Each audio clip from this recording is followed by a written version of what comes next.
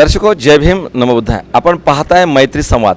मैत्री संवाद या कार्यक्रमामध्ये आपल्या सर्वांचं स्वागत आहे. मी प्राध्यापक गजेंद्र गवई.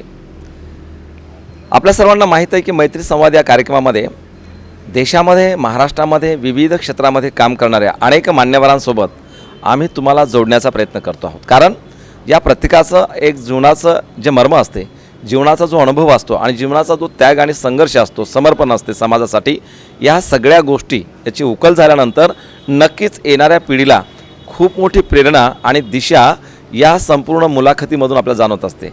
तर या मैत्री संवाद आजच्या कार्यक्रमामध्ये, आजच्या भागामध्ये आपल्यासोबत असं एक व्यक्तिमत्व आहे. खरं तर महाराष्ट्रातल्या तमाम समाजाच्या नवयुवकांना, नवतरुणांना एक प्रेरणा देणारं हे व्यक्तिमत्व आहे. एक व्यक्तिमत्व की जे बाबासाहेब आंबेडकरांचा फॅन्थर ज्याला म्हणतो आपण, आक्रमकता ज्याला म्हणतो आपण, अन्याय अत्याचारासाठी डरकाळी फोडणारं ज्याला म्हणतो आपण, अशा पद्धतीचे हे व्यक्तिमत्व आहेत. आणि ते आहेत राहुल प्रधान. राहुल प्रधान हे प्रधान नाव तुम्ही ऐकलं असेल. दर्शकांनो, दलित पॅन्थर जे झालं आपलं, त्या दलित पॅन्थरच्या संस्थापकीय सदस्यामध्ये जे नाव अग्रगण्य होतं ते होतं SM प्रधान साहेब. आणि SM प्रधान यांचे हे चिरंजीव आहेत. म्हणजे हे वडिलाकडनं चळवळीचं बाळकडू या ठिकाणी राहुल प्रधान यांना दिलेलं आहे. आणि आता राहुल प्रधान या ठिकाणी युवा पॅन्थरचं जे संघटन आहे, या युवा पॅन्थर संघटनेचं हे राज्याचे प्रमुख आहेत. आणि ते युवकांना संघटित करून समाजावर होणाऱ्या अन्याय अत्याचार या सगळ्या गोष्टीला वाचा फोडण्याचं काम करत आहेत. त्याही अगोदर तुम्हाला सांगतो की तुम्हाला नांदेडचं या ठिकाणी अक्षय भालेरावचं प्रकरण माहीत असेल. तर या अक्षय भालेरावच्या प्रकरणामध्ये ज्यांनी खऱ्या अर्थानं खूप मोठा लढा दिला, खूप मोठा संघर्ष केला आणि या ठिकाणी जगाला दाखवून दिलं की आमच्यावर अन्याय करणाऱ्याला आम्ही माफ करणार नाही किंवा या ठिकाणी आम्ही अत्याचार सहनसुद्धा करणार नाही, असं हे संघर्षशील व्यक्तिमत्व आज लॉर्ड बुद्धा TVच्या मैत्री संवाद या कार्यक्रमामध्ये आपल्यासोबत आहेत. तर आपण भेटूया, जाणूया आणि त्यांच्याकडनं नक्कीच आपल्या सर्वांना या ठिकाणी एक प्रेरणा आणि प्रोत्साहनसुद्धा मिळेल. राहुल सर, जय भीम. जय भीम सर. आपलं लॉर्ड बुद्धा TV चॅनलच्या मैत्री संवाद या कार्यक्रमामध्ये स्वागत आहे. सर, थोडंसं आपले तमाम लाखो अनुयायी दर्शक लॉर्ड बुद्धा TV चॅनलच्या माध्यमातून संपूर्ण देशामध्ये तुम्हाला बघतायत.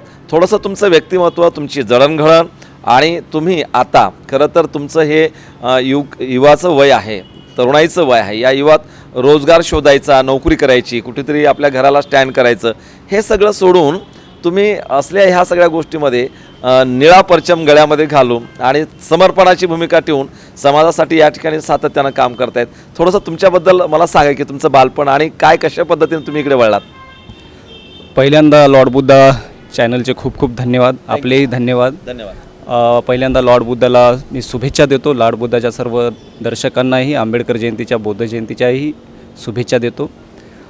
लॉर्ड बुद्धा हा एक समस्त शोषित पीडित वंचितांचा हा आवाज आहे आणि तो असंच भरभराटीनं पुढे जावं आणि त्यांची उंची वाढत जावी अशाही मंगलकामना मी व्यक्त करतो.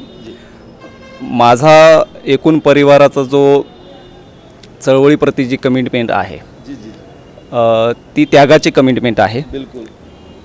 आणि हा वारसा मला माझ्या वडिलांकडून मिळालेला आहे आणि हा आमचा 2 पिढ्यांचा संघर्ष आहे.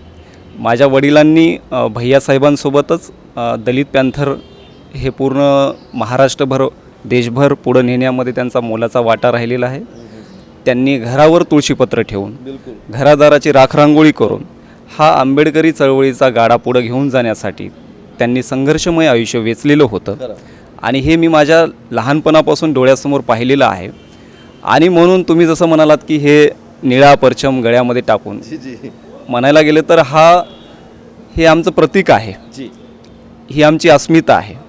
आणि ही आमची अस्मिता ही जन्मजात माझ्या रक्तामध्ये आहे, माझ्या DNA आहे. म्हणून आमचा जन्म आणि आमचा मृत्यू जे काही आहे ते सगळं काही ह्या निळ्या प्रतीकामुळं आहे. त्याच्यामुळं त्याच्यासाठी सर्वस्व त्यागणं हे आमचं आद्य कर्तव्य आहे असं मी मानतो. आणि हा वारसाच पुढे घेऊन जाणं हीच आमची सर्वात मोठी आजची कमाई आहे, हीच आमची जी काही आहे शक्ती आहे. त्याच्यामुळं मला असं वाटतं की माझ्यासारख्या महाराष्ट्रातला, देशातला प्रत्येक तरुण हा बाबासाहेबासाठी कमिटमेंट आहे. राहुल भाऊ, थोडंसं तुमचं शिक्षण आणि खरं तर तुमचा ओढा मी आधी सांगितल्याप्रमाणे आज आपण सर्वच बाबासाहेबाच्या पावनपुण्य येण्या स्कॉलरशिपच्या भरोश्यावर वगैरे शिक्षण वगैरे सर्व घेतो आहे आपण, आणि नोकरी आणि जॉब आणि पुढे माझी साडी माडी गाडी घोडी यामध्ये गुंग न राहता किंवा यामध्ये अशा पद्धतीने लोक आपल्याला जाणवत आहेत, परंतु तुम्ही तुमचं शिक्षण आणि हे सगळं कसं काय तुम्ही ओढलात? मुळात माझे वडील यांचं डबल MA इंग्लिश होतं आणि महाराष्ट्रामध्ये ते पॅन्थर चळवळीमध्ये एकमेव असे इंग्रजी बोलणारे व्यक्तिमत्व होते आणि त्यांच्या कुशीमध्ये त्यांच्या त्या परिवारामध्ये माझा जन्म झाला. माझंही BA त्याच्यानंतर जर्नलिझम माझंही झालेलं आहे, मास्टर माझं झालेलं आहे, MSW झालेलं आहे आणि हा वडिलांच्या एक वैचारिक वारसा आहे. तो वैचारिक वारसा पुढे घेऊन जात असताना तर आता हे तर प्रश्नच आहे की घरादारासाठी प्रगती करणं, कौटुंबिक एक प्रगती करणं, स्वतःसाठी काहीतरी एक करिअर उभं करणं, हे सगळं करत असताना माझी जी जडणघडण झालेली आहे चळवळीच्या घरातून झालेली असल्याकारणानं मी फार हालापेष्टा पाहिलेल्या आहे आणि लहानपणापासून वडील चळवळीमध्ये असल्याकारणानं त्यांनी कधीही आमच्याकडे लक्ष दिलेलं नाही. सर्वस्व चळवळ आणि बाबासाहेब आणि हा आंबेडकरी समाज हा अग्रस्थानी त्यांनी ठेवला आणि बाबांच्या निधनानंतर ती पूर्ण जबाबदारी माझ्यावर आली आणि 2009ला बाबा गेले आणि बाबा गेल्याच्या नंतर मग मी हा त्यांचा वारसा पुढे घेऊन जाण्यासाठी या मैदानामध्ये मी उतरलो आणि त्यापूर्वी बाबा असताना त्यांनी एकूण ह्या चळवळीच्या निराशेमध्ये ते फ्रस्ट्रेशनमध्ये गेले. दलित पॅन्थरचं जे काही शकले उडालेली असतील आपण एकूण पाहतो, रिपब्लिकन चळवळ असेल, ते कुठंतरी हताश झाले, डिस्टर्ब झाले आणि त्यांनी स्वतःला एकलकोंड करून घेतलं, कैद करून घेतलं आणि ते कधीही ह्या आंबेडकरी राजकारणामध्ये या षडयंत्राच्या त्यांच्यासोबत जी झालेली ज्या राजकारणातली जी षडयंत्र आहे त्याच्यामुळे ते कधीही सक्रिय नंतर झाले नाही आणि त्याचमुळं आपण पाहतो की त्यांचा वारसा मी पुढे घेऊन जाण्याचं काम केलेलं आहे आणि ते आजही मी अत्यंत प्रामाणिकपणे आणि तितक्याच स्वाभिमानानं मी पुढे घेऊन जात आहे. आपण पाहू शकता की या ठिकाणी या पद्धतीनं हा वडिलांकडनं आलेल्या चळवळीचा, आंदोलनाचा, विचाराचा वारसा पुढे घेण्यासाठी, पुढे नेण्यासाठी अशा पद्धतीनं काम करणारं हे व्यक्तिमत्व आहे राहुल प्रधान. दर्शकांनो, आपल्याला सांगायला हरकत नाही, खरं तर अनेकांना वाटते की माझा मुलगा माझ्यासारखा त्यानं त्याग संघर्ष करू नये, परंतु वडिलाच्या नंतर या ठिकाणी या चळवळीला एक दिशा देण्याचं काम, नवा आयाम देण्याचं काम, नवा आकार देण्याचं काम आणि त्याही धाटणीमध्ये एवढं उच्च विद्याविभूषित असतानासुद्धा राहुल भाऊ खरं तर समाजासाठी या ठिकाणी एकनिष्ठतेनं पुढे येत आहेत. आपण पाहतो आज या ठिकाणी की बाबासाहेब आंबेडकरांच्या नंतर अनेक लोक या ठिकाणी पुढे येतात चळवळीच्या मुवमेंटच्या नावाखाली, पण बाबासाहेब स्वतः म्हणतात की राहुल भाऊ, उपाशीपोटी काम करणारा कार्यकर्ता हा लाचार होतो आणि लाचार होणारी चळवळ ही पुढे विकल्या जाते. या संदर्भात तुमचा काय अनुभव आहे? नाही, हा प्रश्न तर माझा जेव्हा मला सगळं कळत होतं तेव्हा हा प्रश्न मी माझ्या वडिलांनाही केला होता की तुम्ही आमच्यासाठी काय केलं. नक्की तर ते निरुत्तर होते, त्यांच्याकडे कुठलंही उत्तर नव्हतं आणि माझा वडिलांसोबत एक संघर्ष राहिलेला आहे की तुम्ही आमच्या कुटुंबाचं, परिवाराचे फार हालापेष्टा केल्या. तर त्यांनी मला एकच सांगितलं की मी बाबासाहेबांसोबत माझी कमिटमेंट होती, चळवळीसोबत माझी कमिटमेंट होती. मला ठरवलं असतं तर मला चांगली मोठी नोकरी मिळाली असती. MA इंग्लिश होते त्या काळामध्ये, 1970च्या काळामध्ये MA इंग्लिश असणं म्हणजे खूप मोठे लेक्चर झाले असते किंवा त्यांना त्यावेळेला तत्कालीन आमच्या नांदेडचे नेते शंकरराव चव्हाण यांनी अनेक ऑफर्स दिल्या, शरद पवारांनी ऑफर्स दिल्या, तर त्यांनी ते सगळं नाकारलं. बाबासाहेबांसाठी नाकारलं, दलित पॅन्थरच्या ह्या सगळ्या झंझावातापुढे त्यांनी सगळं नाकारलं, कारण सगळ्या मराठवाड्याची भिंस्त समाजाची सगळी त्यांच्यावर अवलंबून होती. तर त्यांचा खरं तर राहुल भाऊ, म्हणजे आता सांगायला हरकत नाही, मला तर असं वाटतं की नामांतरासारखे जे लढे होते हे मला वाटतं सुरुवातीला पॅन्थरसारख्या विचारधारणेच पुढे आणले. तेच मी म्हणतोय की हा नामांतराचा लढ्याचे प्रणेतेच SM प्रधान आहेत. की तेच मी तुम्हाला म्हणतोय की माझा जो वडिलांसोबतचा जो संघर्ष होता, मी कधीही त्यांना मी बोलत नव्हतो. मला हे वाटायचं, माझ्या मनामध्ये खतखत होते की त्यांनी आमच्यासाठी काहीच केलं नाही. आणि मग मी त्यांना म्हणालो, बऱ्याचदा म्हणत होतो, माझा वाद असायचा की तुम्ही आमच्यासाठी काय केलं. तर ते मला म्हणायचे की मी तुमचा गुन्हेगार आहे, मी तुझा गुन्हेगार आहे, परिवाराचा गुन्हेगार आहे, मी काही केलं नाही मी तुमच्यासाठी, पण मी समाजाचा गुन्हेगार नाही, मी बाबासाहेबाचा गुन्हेगार नाही, या चळवळीचा गुन्हेगार नाही. पण एक मी सांगतो, मी तुमच्यासाठी काही नाही दिलं, पण ही आंबेडकरी चळवळ जी आहे ती कधीही कुणाला काही देत नसते. अच्छा, तुम्ही या चळवळीला काय देता हे महत्त्वाचं आहे. खूप महत्वाचं. आणि मी माझं चळवळीला सर्वस्व दिलं जी जी जी आणि माझी तीच संपत्ती आहे. जी, मी बैमान झालो नाही, मी माझा स्वाभिमान विकला नाही. क्या बात आहे. हीच माझी संपत्ती आहे आणि हाच तुझा वारसा आहे. वा. हे मी तुझ्यासाठी कमवलेलं आहे. ते तुला टिकवायचं आहे की गमवायचं आहे तुझ्यावर अवलंबून आहे. जी, हे मी तुला कुठेही त्याच्यावर म्हणजे जबरदस्ती करणार नाही का की तुला ओढून ताणून तुला चळवळीत आणणार नाही. हा तुझा निर्णय आहे. नक्की नक्की. त्याच्यामुळं मी माझा जॉब वगैरे करत होतो. मी प्रेसमध्ये काम केलेलं आहे, कम्प्युटर ऑपरेटर म्हणून काम केलेलं आहे, पेपर टाकण्याचं काम केलेलं आहे, हॉटेलमध्ये काम केलेलं आहे. मी अनेक कामं केलेली आहे. म्हणून मी जसं आपण म्हणालात की चळवळीमध्ये काम करत असताना एक कार्यकर्ता लाचार होतो, त्याला सोर्स असला पाहिजे. सोर्स असला पाहिजे. नक्की. मुद्दा हा आहे की सगळं काही असूनही लोक विकले जातात. आज हो, ती परिस्थिती आहेच. असं नाही की तुमच्याकडे काही नाही म्हणून. मग तुमच्याकडे अशा महाराष्ट्रामध्ये अनेक उदाहरणं आहेत की ज्यांनी घरादाराच्या राखरांगोळ्या केल्या, बिलकुल. त्यांनी कधीही स्वतःला घाण ठेवलं नाही किंवा चळवळीला विकलं नाही. नाही. बाबासाहेबांची चळवळ त्यांनी कधीही विक्रीला काढली नाही.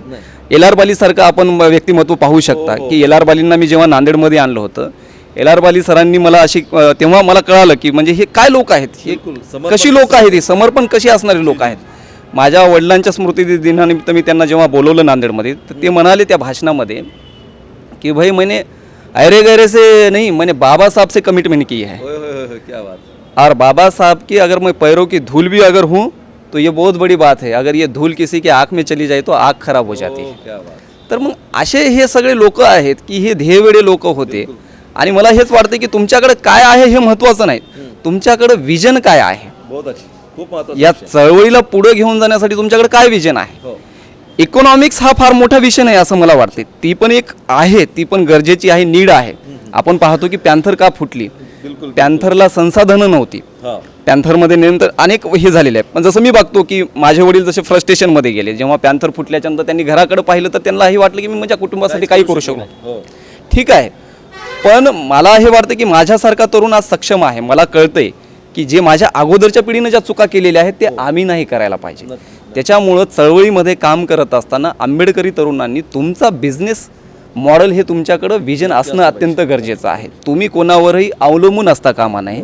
तुमच्याकडं वेगवेगळे पब्लिक सेक्टर आहेत, अनेक बिझनेस सेक्टर आहेत. तुम्ही त्याच्यामध्ये आता आंबेडकरी तरुण आपण बघतो की अनेक क्षेत्रामध्ये आंबेडकरी तरुण पुढे आहेत. त्याच्यामुळं मला आज वाटत नाही की पण असे भरपूर लोक आहेत महाराष्ट्रामध्ये, त्यांच्याकडे सगळं काही आहे. हो. सत्ता आहे, त्यांच्याकडे संपत्ती आहे, धनदांडगे आहेत, सगळे आहेत, पण ते लाचार आहेत, विकाऊ आहेत. जी. ते बाबासाहेबांसोबत बाबासाहेबांच्या हयातही ते नव्हते आणि आजही नाहीत. पण मला हा विश्वास आहे की बाबासाहेबाची चळवळ माझ्यासारखा कार्यकर्ता आज महाराष्ट्रामध्ये प्रत्येक ठिकाणी देशामध्ये आहे. तो बाबासाहेबाच्या चळवळीला कधीही पराभूत होऊ देणार नाही. जी जी जी. आपल्याला हे पण माहीत आहे की जसं की बाबासाहेब म्हणायचे की जिनको मैंने पढ़ने लिखने का मौका दिया, जिनको मैंने पढ़ने लिखने का मौका दिया वही पढ़े लिखे लोगों ने मुझे धोका दिया. हे काही अंश कसं वाटतं तुम्हाला? नाही, हे तितकंच खरं पण आहे. पण आपण एक बघितलं पाहिजे की मी जसं तुम्हाला संसाधनं जसं सांगितलेलं आहे की एक वर्ग आहे आपल्यातला, जो एक शिकलेला वर्ग आहे तो स्वतःपुरता मर्यादित आहे. स्वतःपुरता आहे, कुटुंबापुरता आहे, आपल्या बायका लेकरांपुरता तो मर्यादित आहे. पण असाही एक सुशिक्षित वर्ग आहे, अधिकारी वर्ग आहे की जो आजही प्रत्यक्षरित्या अप्रत्यक्षरित्या तो चळवळीमध्ये मदत करत असतो.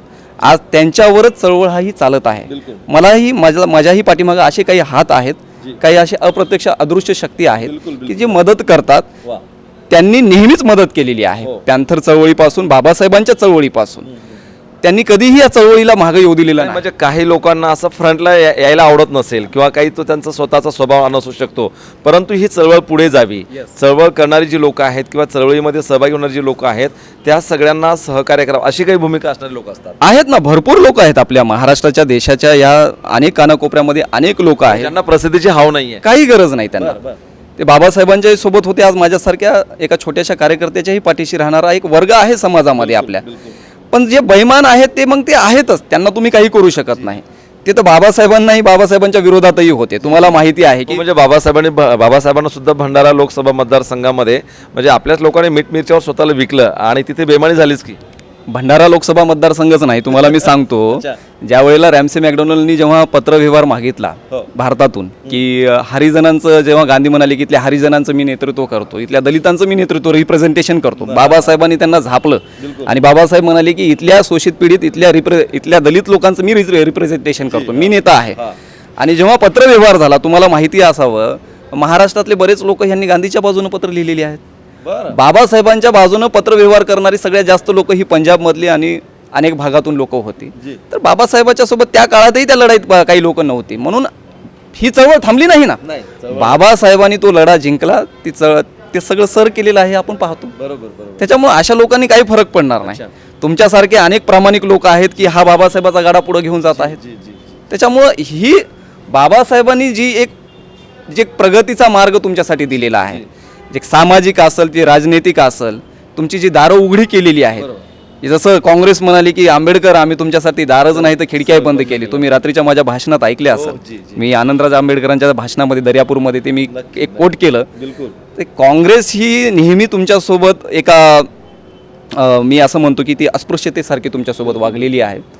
आणि आज आपण पाहतो की आज देशाची परिस्थिती अत्यंत, हे थोडंसं लक्षात आलं माझ्याही की त्यांचं व्हिजनच राहुल भाऊ असं आहे. म्हणजे ते आजही आपल्याकडे त्याच अँगलनं पाहतात. म्हणजे अनेक कार्यकर्त्यांना लोकांना समजत नाही, राष्ट्रवादीसारख्या किंवा काँग्रेससारख्या ह्या असल्या पक्षांमध्ये हे जे सेल नावाचं नवीन कन्सेप्ट सुरू झालं, म्हणजे मागासवर्गीयांची सेल, आदिवासींची सेल, म्हणजे ह्या सेलांमध्ये ह्या आपल्या लोकांना हे चॉकलेट दिल्यासारखं अशा पद्धतीनं दिल्या जाते. आणि कुठल्या तरी म्हणजे अँगल शेवटी तोच की यू आर मागासवर्गीय, म्हणजे तुम्ही दलित आहात, तुम्ही पिछडे आहात.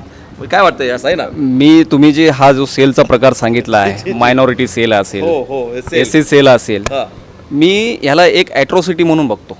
बिलकुल खरी ॲट्रॉसिटीच आहे ही. एक ॲट्रॉसिटी आहे.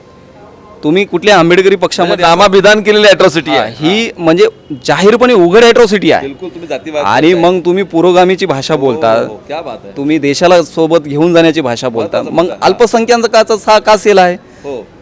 मग माझं हेच म्हणणं आहे ना की तुम्ही आम्हाला प्रतिनिधित्व कधी देणार आहात? मुद्दा हाच आहे, बाबासाहेबांनी हा लढा, हा सगळा संघर्ष का केला? आमचं रिप्रेझेंटेशन कुठं आहे? आमचं प्रतिनिधित्व कुठं आहे? इंग्रजांना त्यांनी हाच विचारलं की तुम्ही तर जाता देश सोडून, स्वातंत्र्य मिळणार आहे, पण कोणाला स्वातंत्र्य मिळणार आहे? म्हणजे पुणे पॅकच्या माध्यमातून महात्मा गांधींना सुद्धा आमच्यासोबत खूप मोठी धोकाधडी दिलीच, पण आता या सेलच्या माध्यमातून हे सुद्धा लोक आमची दिशाभूल करतायत. पुन्हा पॅकचा मुद्दा तुम्ही भाऊ जसा आहात, तो जो मुद्दा आहे, जसं आपल्याला सांगतो मी, थोडं मागं घेऊन जातो. साऊथ ब्युरो कमिशन आलं पहिलं भारतामध्ये. साऊथ ब्युरो कमिशन हे कशामुळे आलं? बाबासाहेबांनी जो इंग्रजांसोबत जो पत्रव्यवहार केला, भारतातली जी काय परिस्थिती सांगितली, इथली जात व्यवस्था सांगितली, इथं दलितांना कशा पद्धतीनं वागवल्या चाललंय, इथं दलितांना कशा पद्धतीनं डायव्हर्ट केल्या चाललंय, त्यांना त्यांच्या अधिकारांपासून कसं लांब ठेवल्या चाललंय. साऊथ ब्युरो कमिशन आलं, त्याच्यानंतर सायमन कमिशन आलं. त्या धर्तीवर 2-3 गोलमेज परिषदा झाल्या. आणि गोलमेज परिषदांमधून ह्या सगळ्याचा सारांश जर आपण बघितला, इंग्रज रॅमसे मॅकडोनल्डनी बाबासाहेबांना सगळं केंद्रस्थानी ठेवून आपले सगळे न्याय अधिकार मान्य केले होते. नक्की तुम्हाला जर प्रेझेंटेशन पाहिजे, बाबासाहेब म्हणाले की इंग्रजांनी आमच्यासोबत एक वेगळ्या मार्शल रेस इथं हे केलेली आहे, विभागणी केलेली आहे, एका मोठ्या वर्गाला इथं नाकारलेलं आहे. मग इंग्रजांनीही आमचं काय भलं केलेलं आहे? त्याच्यामुळे बाबासाहेब हे किती मोठे देशभक्त होते हे तेव्हा काँग्रेसही म्हणाले आहे.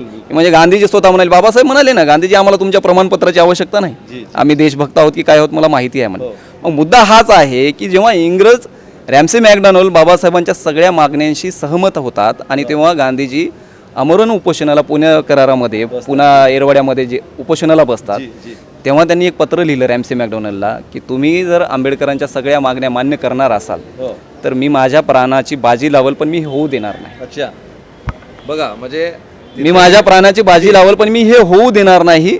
आणि हे मला अमान्य आहे. इथल्या तुम्ही शिखांना, इथल्या तुम्ही मुसलमानांना, इथल्या तुम्ही ॲग्लो इंडियन आणि ख्रिश्चनांना तुम्ही त्यांचे राजनीतिक हक्क देणार असाल तर माझा त्याला विरोध नाही. पण इथल्या दलितांना तुम्ही त्यांचे राजनैतिक जर वेगळे अधिकार देणार असाल तर त्यातला माझा विरोध आहे आणि मी माझ्या पानाची बाजी लावल. त्याला उत्तर म्हणून रॅमसे मॅकडोनल्डनी गांधीजींना पत्र लिहिलं की काही हरकत नाही, तुम्ही प्राणाची बाजी लावा किंवा कशाचीही बाजी लावा, आम्ही आंबेडकरांसोबत आहोत. तर माझ्यासारखा एक चळवळीतला कार्यकर्ता मी आज रॅमसे मॅकडोनल्डचे आभार व्यक्त करतो. नक्की नक्की. ज्या पद्धतीनं शाहू महाराजांनी आमच्यासाठी आरक्षणाची एक भूमिका घेतली जी त्याच पद्धतीची भूमिका इंग्रजांनी जी रॅम्से मॅकडोनल्डनी त्यावेळेला घेतली. आणि मग आपण बघतो पुणा पॅक्ट झालं, बाबासाहेबांना कशा पद्धतीनं हे सगळं षडयंत्र उभं केलं. जी बाबासाहेबांनी सांगितलं होतं पुणा पॅक्टमध्ये स्वतंत्र मतदारसंघ, ते काय मान्य नाही झालं आणि गांधीजी अडवून बसले. आणि त्याच्यामधून आपण बघतो की हे राखीव मतदारसंघ आले आणि राखीव मतदारसंघामधून हे सगळे बोलघेवडे लोक आलेत. हे पोपटपंची बाबासाहेब म्हणले की याच्यातून सगळे पोपटपंची तयार होतील प्रत्येक म्हणजे पक्षाचे. अनेक मागासवर्गीय मतदारसंघ आपण पाहतो महाराष्ट्रामध्ये जे आहेत रिझर्वेशन कोट्यामधले राहुल भाऊ, त्याच्यामध्ये पण प्रॉपर ज्या म्हणजे कॅटेगरीसाठी ते रिझर्व्ड आहेत तर त्या कास्टमधले सुद्धा लोक प्रॉपर अनेक ठिकाणी नाही दिसत. म्हणजे अनेक ठिकाणी खोटे बनावट जातीचे दाखले घेऊन अशा पद्धतीनं काय वाटतंय सगळं, म्हणजे आजही वंचितच पुन्हा अजून वंचित राहत आहेत ना. मग हेच तर म्हणतोय ना, बाबासाहेबांनी रिझर्वेशनची डेफिनेशन काय सांगितली होती. बाबासाहेब म्हणाले की 10-15 वर्षानंतर बंद करा. ते आज बंद झालेलं आहे का आपण पाहतो नाही, कारण हे त्यांच्या सोयीचं आहे ना. बिलकुल इथल्या प्रस्थापित पक्षांच्या हे सोयीचं आहे. बिलकुल त्यांना ह्यामधून दलाल निर्माण होतात आणि हे दलाल त्यांच्या सोयीचे असतात. बिलकुल मी तुम्हाला सांगतो, या भारतामध्ये दलितांवर एवढे ॲट्रॉसिटीचे प्रकार घडलेले आपण पाहतो. कन्याकुमारीपासून ते काश्मीरपर्यंत आपण यूपीमध्ये आपण बघितलं काय नंगाना सुरू आहे. मुसलमानांना कशा पद्धतीनं मॉब लिंचिंग केल्या चालले, तिथल्या दलितांना किती पद्धतीनं त्यांचे हाल करून मारल्या चालले. महाराष्ट्रामध्ये रोज ॲट्रॉसिटीच्या केसेस आहेत. नांदेडचा आमच्या अक्षय भालेरावचा काय गुन्हा होता.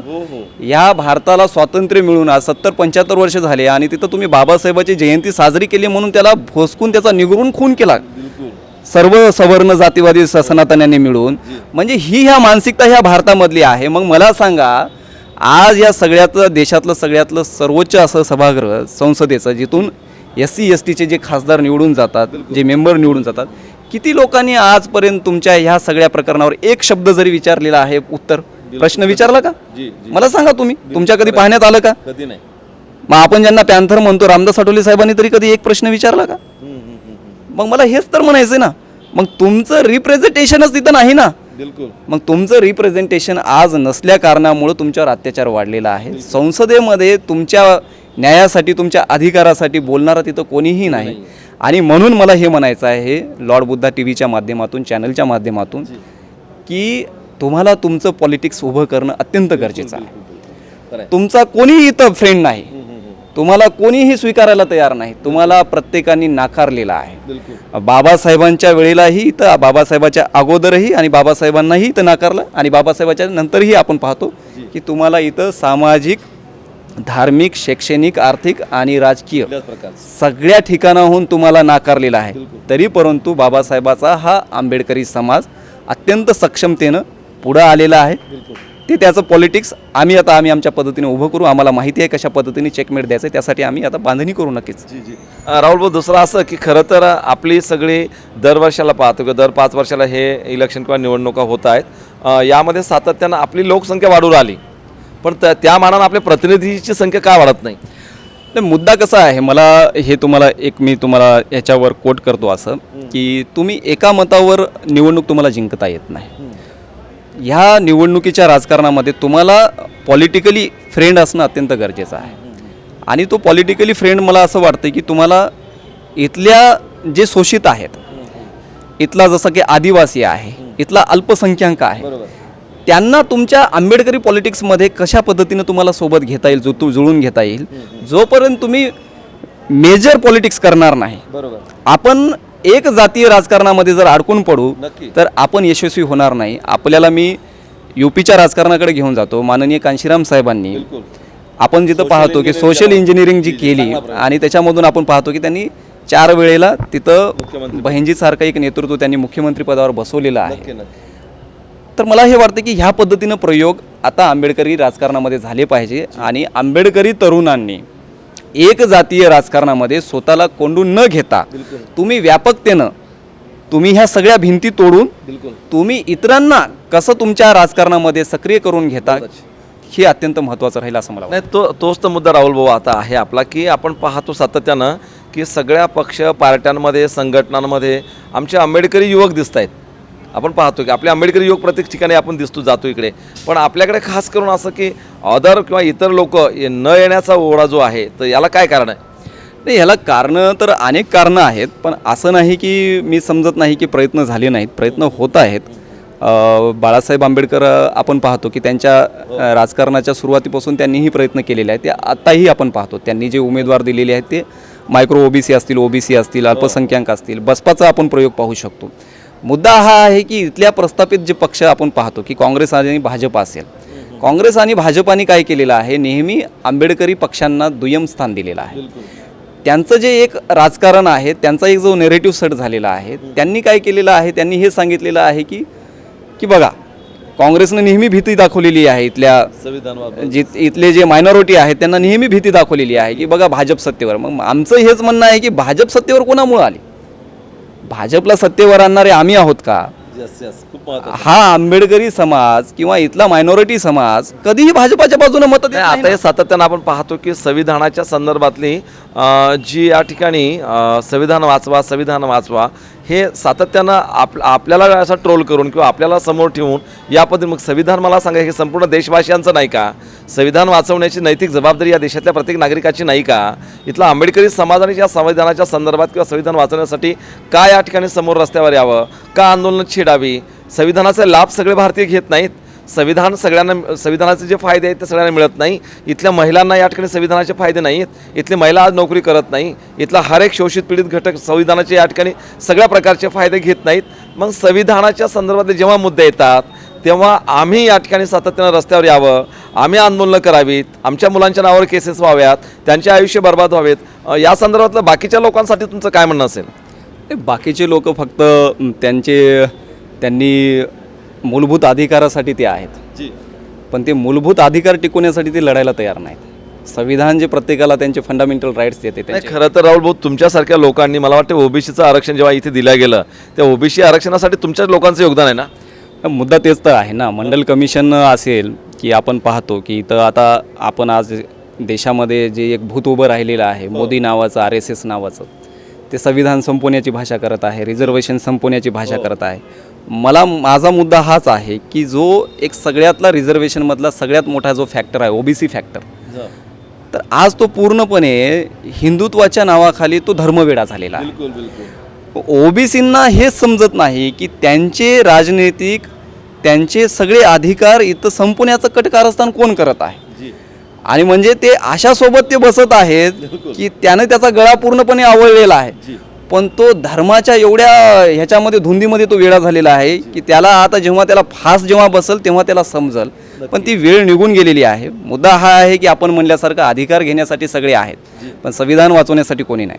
मुद्दा हाच आहे की घटना दुरुस्त्या या भारताच्या संविधानामध्ये अनेकदा झालेल्या आहेत. संविधान बदलणं मला असं वाटतं की तितकंसं सोपं नाही आणि ते कदापिही होणार नाही. या देशातला आंबेडकरी कार्यकर्ता जिवंत आहे तोपर्यंत ते होणार नाही.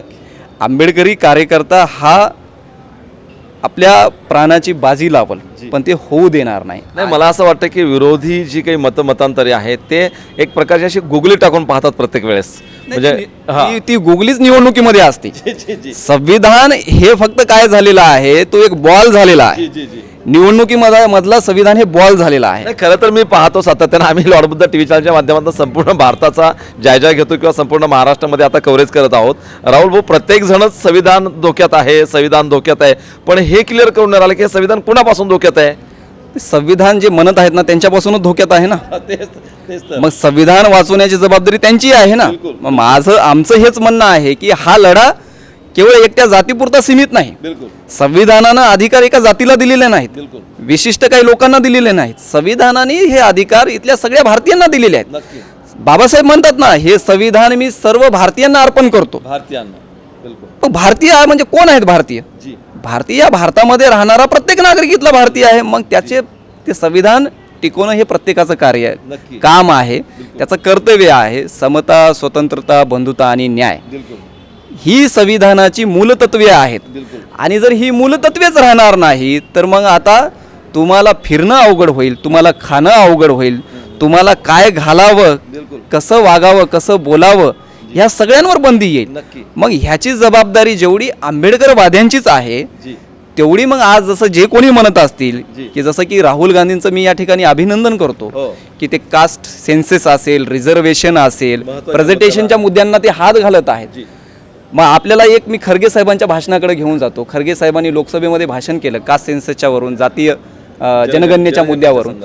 त्यांनी त्यांच्याच पक्षाच्या डेप्युटी CMचं उदाहरण दिलं, शिवकुमारचं कर्नाटकाच्या, की सवर्ण हे जेव्हा मायनॉरिटीच्या विरोधामध्ये सगळे एकवटतात आणि DK शिवकुमार हे कसे जातीय जनगणनेच्या विरोधामध्ये आहेत. खरगे साहेबांनी खंत व्यक्त करून दाखवली स्वतःच्या पक्षाच्या एका उपमुख्यमंत्र्याबद्दल. मला हेच म्हणायचं, ही लढाई खूप मोठी आहे. राहुल गांधींचं आम्ही अभिनंदन ह्याच्यासाठी करत आहोत की त्यांनी देर आहे दुरुस्त आहे, त्यांनी खूप चांगली एक मूव घेतलेली आहे. मग ही मूव घेत असताना त्यांच्या आजूबाजूला कोण ही लोक आहेत की जे बगलमध्ये सुरा घेऊन फिरत आहेत, त्यांचा त्यांनी शोध घ्यावा आणि तशी लोक त्यांनी बाजूला करावी. संविधान वाचवणारी लोक आज लढायला त्यांनी सोबत घेणं गरजेचे आहे आणि त्यासाठी त्यांच्या लढाईमध्ये आम्ही त्यांना शुभेच्छा देतो. ही लढाई सर्वांची आहे, त्याच्यामुळे ही टिकणं अत्यंत महत्त्वाचं आहे मला असं वाटतं. प्रेक्षकांनो, दर्शकांनो, आपण पाहताय खरं तर लॉर्ड बुद्धा TV चॅनलचा हा मैत्री संवाद कार्यक्रम आहे. एक चांगलं कम्युनिकेशन, एक चांगला संवाद आपण या कार्यक्रमाच्या माध्यमातून साधतो आहोत आणि राहुल प्रधान जे या ठिकाणी सातत्यानं आपल्यासोबत ह्या विषयावर चर्चा करतात. खरं तर आता हा अतिशय महत्त्वपूर्ण योग आहे की आज या देशामध्ये हे लोकसभेचं निवडणुकीचं वातावरण सुरू आहे आणि या लोकसभे निवडणुकीच्या वातावरणामध्ये 2 आंबेडकर या ठिकाणी समाजाच्या पुढे उभे ठाकलेले आहेत या इलेक्शनसाठी. खरं तर आपल्याला एका बाबासाहेबांनी खूप मोठी संधी दिली. फक्त जाता जाता राहुल भाऊ तमाम तरुणांसाठी, या समाज बांधवांसाठी एक तुमचा संदेश काय असेल? माझा लॉर्ड बुद्धा चॅनलच्या माध्यमातून, TVच्या माध्यमातून आणि आपल्या लॉर्ड बुद्धाच्या सर्व प्रसार माध्यमाच्या माध्यमातून मला हे म्हणायचं आहे की देश अत्यंत संकटात आहे आणि देश जेव्हा जेव्हा संकटात असतो, मला माहिती आहे की तेव्हा तेव्हा आंबेडकरी समाज हा लढायला तयार असतो आणि देश हितासाठी तो प्रथम पुढं असतो. तर मला हेच म्हणायचं आहे की आज या देशाला या संकटातूनही आपल्याला बाहेर काढायचं आहे. त्याच्यामुळं लढाईसाठी आपल्याला तयार राहायचं आहे. आपल्याला या लढाईमध्ये आपल्याला आपला अजेंडा अत्यंत क्लिअर असणं अत्यंत गरजेचं आहे. आपलं पॉलिटिक्स क्लिअर असणं अत्यंत गरजेचं आहे असं मला वाटतं. आज ह्याच परिस्थितीमधून आज ही निवडणूक होत आहे आणि ही एकतर निवडणूक ही 2 प्रकारची आहे असं मला वाटतं. एक संविधानवादी आणि एक संविधान विरोधी आहे आणि म्हणून संविधान विरोधी सत्तेवर बसलेले आहेत. त्यांना हे संविधान संपवून परत मनुस्मृती इथं स्थापित करायची आहे आणि जी मनुस्मृती बाबासाहेबांनी तेव्हाच दहन केलेली आहे ती कधीही शक्य होणार नाही इथं प्रस्थापित होणं. म्हणून आता ह्या परिस्थितीमध्ये आज ह्या निवडणुकीच्या रणांगणामध्ये 2 आंबेडकर उभे आहेत. एक बाळासाहेब आंबेडकर अकोल्यातून उभे आहेत आणि सरसेनापती आनंदराज आंबेडकर अमरावतीमधून उभे आहेत. तर ह्या दोन्ही आंबेडकरांना ह्या सगळ्या परिस्थितीमध्ये आपलं प्रतिनिधित्व म्हणून सभागृहामध्ये पाठवणं अत्यंत गरजेचं आहे. ते त्या ताकदीचे आहेत, अत्यंत अभ्यासू आहेत. नक्कीच ते या समाजावरील होणारे सगळे हल्ले असतील, अत्याचार असतील, अन्याय असतील, त्यांचे अधिकार असतील, ते लढत आहेत वेळोवेळी. तर त्याच्यासाठी हा आंबेडकरी समाज एकवटणं अत्यंत गरजेचं आहे. OBC, मायक्रो OBC, जी बहुजन आपण एक जे कन्सेप्ट म्हणतो, तर त्या बहुजनांनी आता स्वतःच्या डोळ्यावर जी झापड आलेली आहे त्यांना उघडावी आणि आपण आपला हक्काचा माणूस त्या मतदारसंघातून निवडून देणं अत्यंत गरजेचं आहे. आणि मला हेच म्हणायचं आहे की मोदी आणि शहाच्या या जोडीला या देशातून हद्दपार करणं अत्यंत गरजेचं आहे.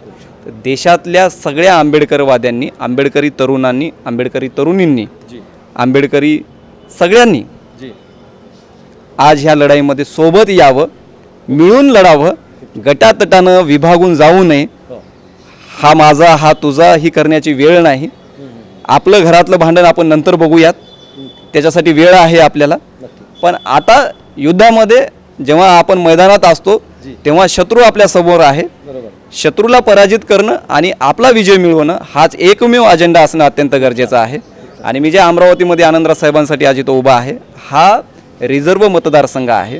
मी जसं तुम्हाला आपण सुरुवातीला आपली चर्चा झाली एकूण, आज आपण बघतो की या मतदारसंघाचं जे प्रेझेंटेशन करतात, रिप्रेझेंटेशन, त्यांनी कधीतरी एखादा तरी मुद्दा दलित समाजावर अन्याय अत्याचाराबद्दल बोललेला आहे का? त्यांचं फेक सर्टिफिकेट आहे, बोगस जात चोरलेली आहे. मुद्दा शेड्यूल कास्टमध्ये ज्या 59 जाती आहेत त्याच्यामध्ये त्यांची जातच नाही, जात चोरून त्या एंट्री केलेल्या आहेत. असं प्रतिनिधित्व इथं म्हणून त्यांनी आणलं, आपल्या उरावरती बसवलेलं आहे. त्या बाईचा कुठलाही कशाचाही संबंध नाही. आपल्या चळवळीला, आपल्या राजकारणाला छेद देण्यासाठी हे आपल्या डोक्यावर आणून बसवलेले हे जे लोक आहेत, मग काँग्रेसचा इथला असणारा उमेदवार असेल की मग भाजपचा असेल, त्याच्यामुळं हक्काचा आपल्या चळवळीचा उमेदवार आपला माणूस आनंदराज आंबेडकर यांना समस्त आंबेडकरवाद्यांनी, अमरावतीकरांनी, विशेष करून अल्पसंख्याक बांधवांना, माझं मुस्लिम बांधवांनाही ही विनंती आहे आपल्या चॅनलच्या माध्यमातून की ही लढाई आपल्याला जिंकायची आहे. त्याच्यामुळे या लढाईमध्ये आपण मिळून राहूयात, मिळून लढूयात.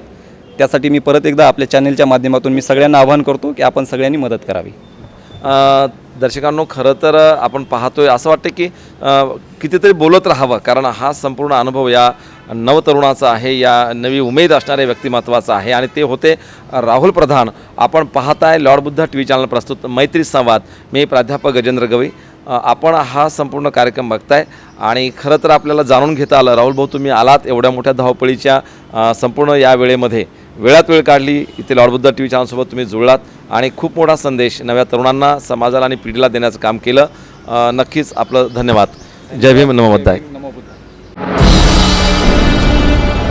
आप देख रहे हैं लॉर्ड बुद्धा टीवी.